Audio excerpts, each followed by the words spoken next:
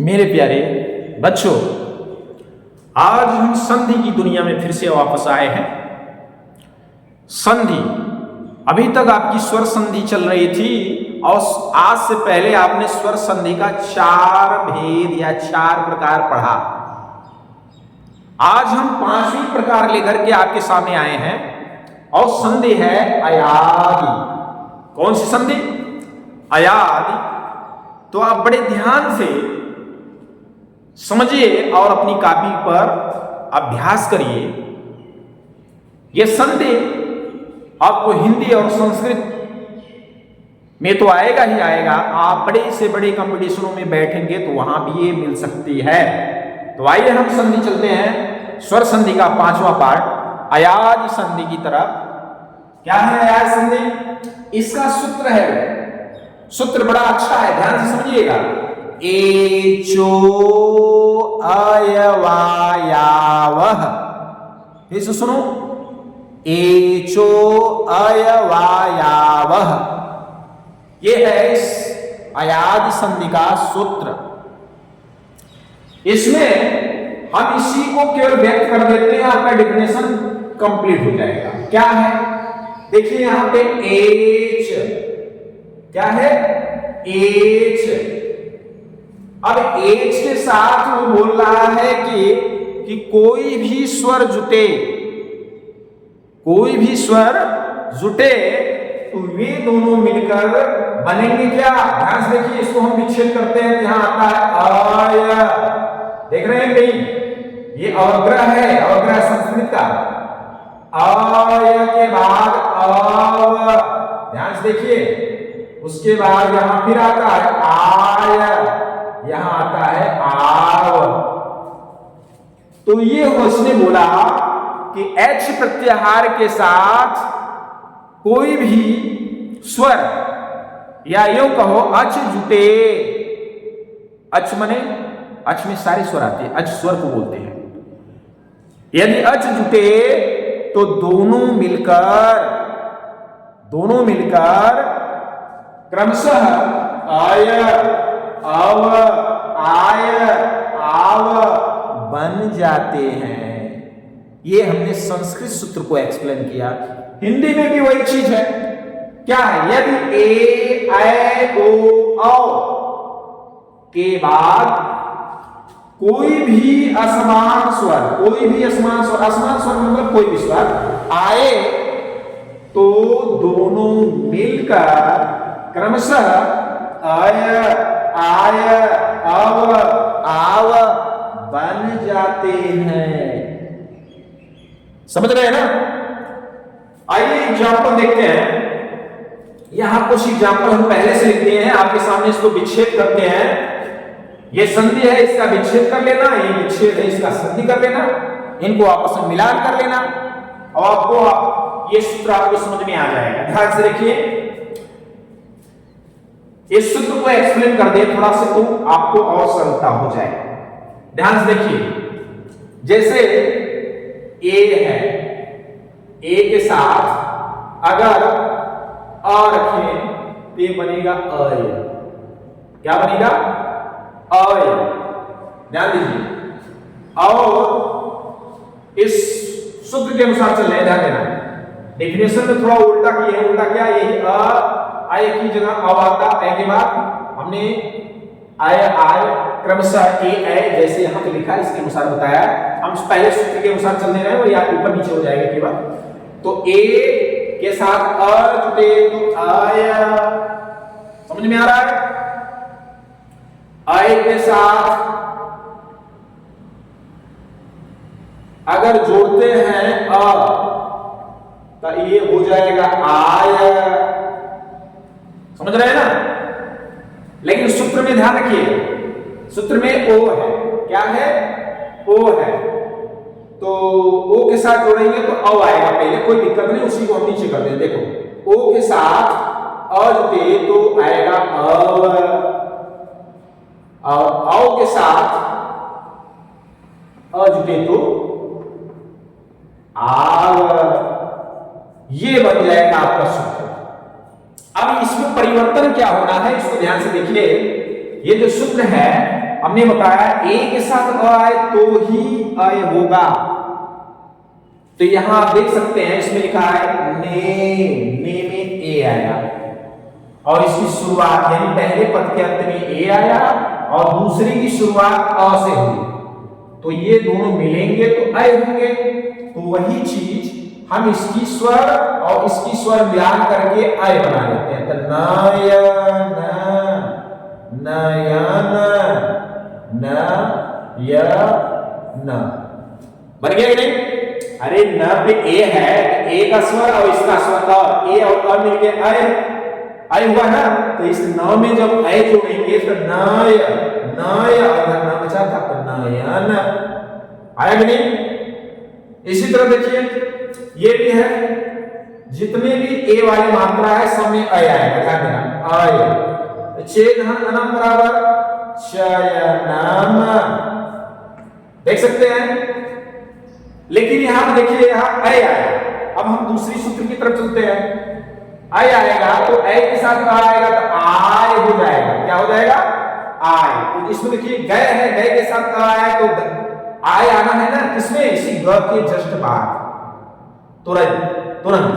तो ग में आय जोड़ेंगे तो हो जाएगा गाय और लास्ट में बचा क्या? ग।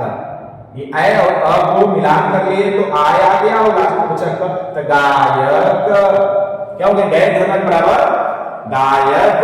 इसी तरह नए धन अक बराबर नायक। आ रहा है ना समझ में? आगे देखिए अब आता है ओ, ये सूत्र आता है ओ वाला। ओ के साथ अगर अ मिलता है तो होता है अव। ये अव किसके साथ आएगा? जो अक्षर है प उसी के बाद। तो पो के साथ आ आया तो पव। क्या आया? पव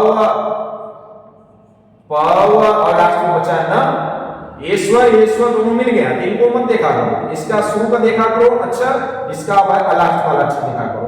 तो पवन आ गया ना। इसी तरह भू धन अन बराबर भवन आ रहा है ना। अच्छा औ आ गया हमने को रौ रौ यानी पौ रौ रौ पौ ये औ के लिए आ गया। तो औ के साथ अगर अ जुड़ता है तो उसका बोलता है यानी बनता क्या है? आव। तो देखो रौ के साथ अ यानी औ के साथ अ स्वर जब इन दोनों के स्वर जुड़े तो हुआ क्या? आव। तो र के साथ आव जुड़ेगा तो रावण यानी कि रावण। समझ में आया? इसी तरह पौ के साथ अब जुटा तो पावक। आपको समझ में आ गया होगा बहुत अच्छे ढंग से। ये आपको हो गया विच्छेद से संधि। अब हम इसी की संधि दे दिए हैं, सेम इसी तरह है। आपको क्या करना है? वहां उसको विच्छेद कर देना है। जैसे सयनम, सय अय आ रहा है, देख सकते हो। तो अय आया इसका मतलब अय आया एक को तोड़ो ए में, एक को अ में तोड़ो। तो ये हो जाएगा से धन अनम, से धन अनम शयनम। देख रहे हैं ना? इसी तरह चय चयन चय अय फिर इसमें आया तो चे धन अन शयनम आया। अब देखो ये दूसरा सूत्र आ गया ओ अव आ रहा है ना, श्रव अव आ रहा है ना। तो अव के लिए ओ में तोड़ो, पहला पद ओ में तोड़ो पहला अक्षर। तो श्रोधन आन श्रवण। आगे क्या? पवित्र। अभी देखो अव आ रहा है उसके बाद ई आई, ध्यान देना। इसको बहुत हार्ड है, इसको बहुत ध्यान से देना। क्या लिखा है? पव पव, तब उसके बाद ये आई पवई पवी प अ फिर ई। तो पहले पव आई तो पव किसमें आती है? इसी में। तो इसमें अगर ओ है तो ये प क्या हो गया? पो। अभी आपको ये हमने बदलाव बताया था कि यहां कोई भी स्वर आ सकता है। तो यहां स्वर अगर हम लगा देते हैं ई तो ये हो जाता है अवि। तो यही तो है पवि। आ रहा है ना? तो पोधन ई और आगे क्या है इसका अंतिम अक्षर? त्र। पवित्र। पोधनित्र बराबर पवित्र। पवित्र। तो ये जितना स्वर इसमें बदलेंगे ये सारा इसी पे बदलेगा। आपको हमने समझाया इससे पहले भी सूत्रों में, संधियों में, सूत्रों में परिवर्तन करके। लास्ट में देखिए नायिका, इसमें देखो पहले क्या आया, नाय, मतलब ये आया आय। अब इसमें ई का हुआ है तो यही आपको बदल देना है, ई यहां और ये हो जाएगा आई। हो गया नहीं? तो अभी क्या करना है, अक्षर को न को ऐ में कर देना है, तो नए धन। अब ई आया है, ई लगा देंगे, लास्ट में क्या बचा, का, इका, नए धन इका बराबर नायिका। आया ना समझ में? बहुत अच्छा, आप बहुत अच्छे समझ रहे हैं। बड़े ध्यान से समझिए, आपका दिमाग इधर उधर नहीं होना चाहिए, बहुत अच्छे से आ जाएगा। यहां देखिए नाविक, नाव, नाव में आ रही आव, तो आव में जाएगी तो ना क्या हो गई, नाव। अब समझ रहे हैं कि नाव, अब ईक आई है तो अ होता है तो आव होता है, ई हो जाएगा तो क्या हो जाएगा, आवी। क्या हो जाएगा, आवी। तो नाव धन ईक, नाविक। बहुत बेहतरीन, आप समझ रहे हैं, अच्छे से समझते रहिए। इसी तरह आ जाइए भाव, भाव इसमें ऊ कर देना है तो ये हो जाएगा आव, भाव। देख रहे हो ना, भाव। इसमें परिवर्तन करिए, जैसा आपको बताया गया कि असमान स्वर आए तो ये परिवर्तन होगा उसी तरह। तो ये हो जाएगा भाव, आव है तो क्या हो जाएगा, भाव धन। अब ऊक क्या है, छोटा हुआ है तो छोटा ऊ लगा दीजिए, बड़ा हुआ है तो बड़ा ऊ लगा दीजिए, ऊक। लास्ट में है गवेश, गव, गव यानी गव आ रहा है तो पहला अक्षर इसमें ओ में, तो ग क्या हो जाएगा, गो, गोधन। अब यहां बदल देते हैं ई, तो क्या हो जाएगा, वो भी बड़ी ही ध्यान देना, तो गो, तो अवी क्या हो जाएगा, अवी, तो हो जाएगा गोधन ईश बराबर गवीश। तो हमें उम्मीद है मेरे प्यारे बच्चों आप लोगों को सब कुछ समझ में आ गया होगा बहुत अच्छे ढंग से। फिर भी अगर कोई दिक्कत आपको समझ में आती है तो आप हमें कमेंट करके बताएं और आपके उन कमियों को हम फिर से समझाने की कोशिश करेंगे और कमेंट के अनुसार आपका जवाब जरूर मिलेगा। तो आज का ये स्वर संधि का जो 5वां भेद यानी प्रकार था अयादि, ये कंप्लीट होता है। मेरे प्यारे बच्चों, हमें उम्मीद है कि आपको समझ में जरूर आया होगा।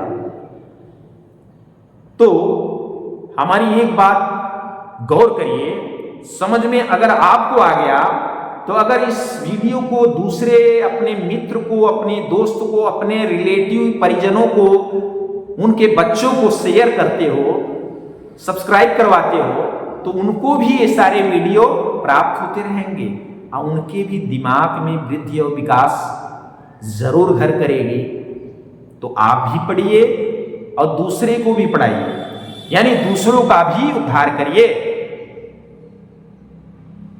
तो आप भी पढ़ेंगे और वे भी पढ़ेंगे। इस तरीके से हम आज की वीडियो यहाँ पे समापन करते हैं। और ये स्वर संधि का हाई स्कूल तक का एक तरह से मान लीजिए स्वर संधि, हमने बताया हाई स्कूल तक आपको 5 पढ़ना है, समापन हुआ। इसके ऊपर आपको पररूप और पूर्व रूप आपको इंटर कॉलेज में पढ़ना है। तो हम तो पढ़ाएंगे इसमें ही, लेकिन हाई स्कूल तक वाले बच्चे यहीं तक आपको पढ़ना है, उसमें भी कुछ स्पेशल पढ़ना है। तो आज की वीडियो हम यहीं भी समापन करते हैं। फिर मिलते हैं अगली संधि के साथ किसी दूसरी वीडियो में। धन्यवाद।